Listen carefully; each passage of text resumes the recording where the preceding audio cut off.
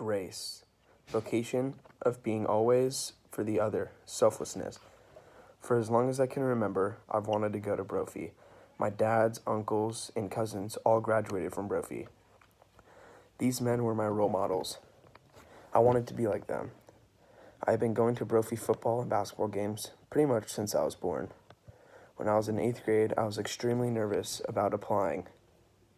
What if I didn't get in? I remember the acceptance day like it was yesterday. We had to log into my Brophy accounts at 3 p.m. to find out if we were accepted. I usually walk to lunch with my friends on Friday afternoons because we had half days at my grade school. That day, however, I was too nervous, so I just went home, had my mom pick me up. The same day, I went home with my family and ate lunch. The day seemed to drag on forever. I could barely eat because my stomach was in knots. When 3 p.m. finally hit, my parents and I sat down at the computer to learn my fate. My hands were shaking. When I finally saw the congratulations and welcome to Brophy College Preparatory, I let out a massive sigh of relief. Now, as an 85-year-old man, I am still carrying on the Bronco spirit with me. My Jesuit foundation helped me form my values and beliefs. It would not be who I am today without Brophy's guidance. Attending Brophy helped me to find my grace of always being for the other and selflessness. Brophy's mission is to transform young men into leaders committed to service and social justice. They help students become men for others. Everything they do to help students to learn this grace of service. The teacher incorporates these lessons into every assignment, whether it's through learning about sitting Ignatius or different questions so that students have to think and respond. There are so many different service projects, retreats, and immersion trips to participate in. The more you get involved in, the more you can learn. Being at Brophy allows you to be a part of a community that wants to make the world a better place. It is contagious, and over time, you learn to put others before yourself.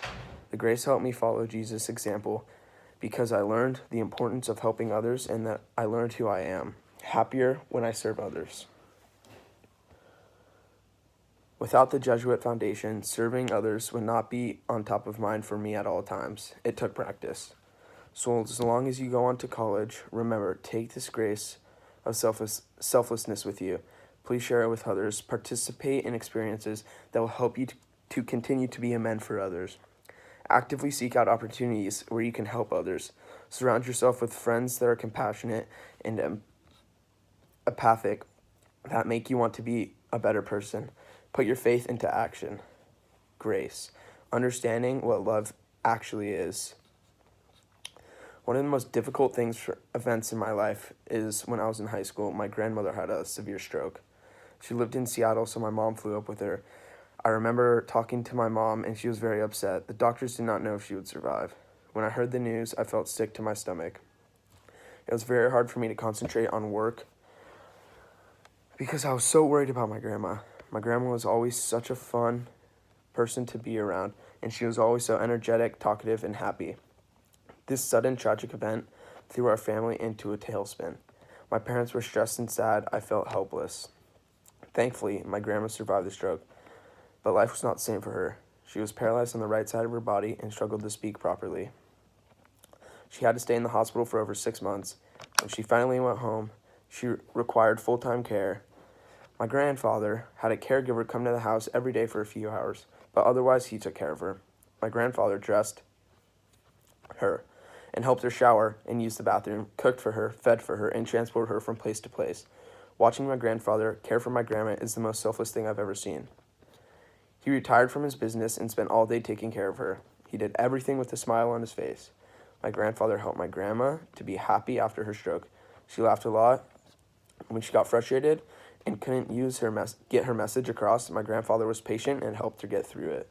He stayed calm, and eventually we understood what she was trying to say.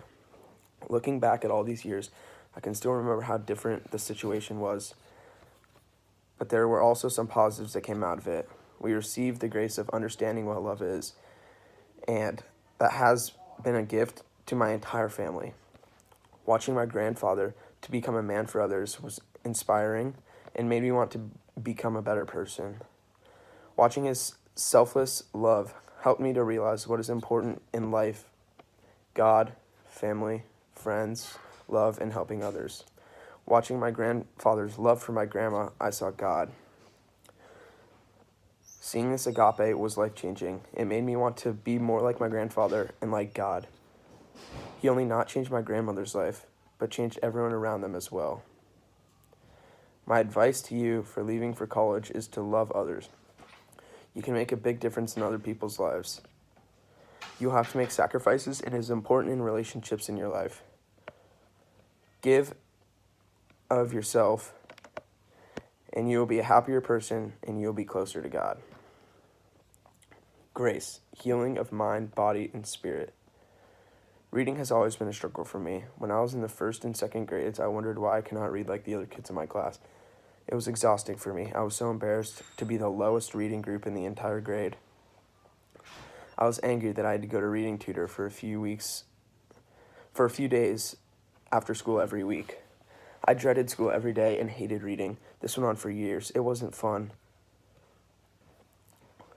I was in 5th grade, and that day I went to go get tested. I was diagnosed with ADHD and dyslexia. I remember feeling a sense of relief that someone understood how I felt, what I was going through. It made me feel better to know that other smart people such as Albert Einstein, Walt Disney, and Steven Spielberg all have dyslexia too. Learning about dyslexia helped me to feel better about myself. Instead of feeling dumb, I realized that I have a brain that learns differently. I have to work a lot harder than other people at times. That can be frustrating, but I've also learned I can be successful. I received the grace of healing of mind, body, and spirit. My diagnosis helped me to change my mindset and think more positively, which helped me to become not so hard on myself. My parents were the biggest supporters through this struggle. They helped me be proud of myself. When I was able to heal my mind, body, and spirit, it helped me to learn to help others.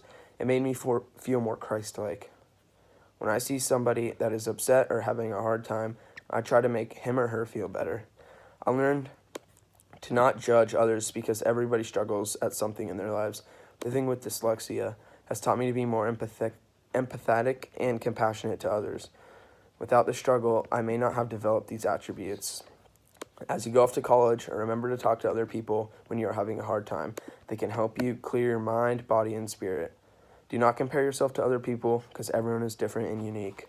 Focus on the positive in every situation because there is a positive in every situation.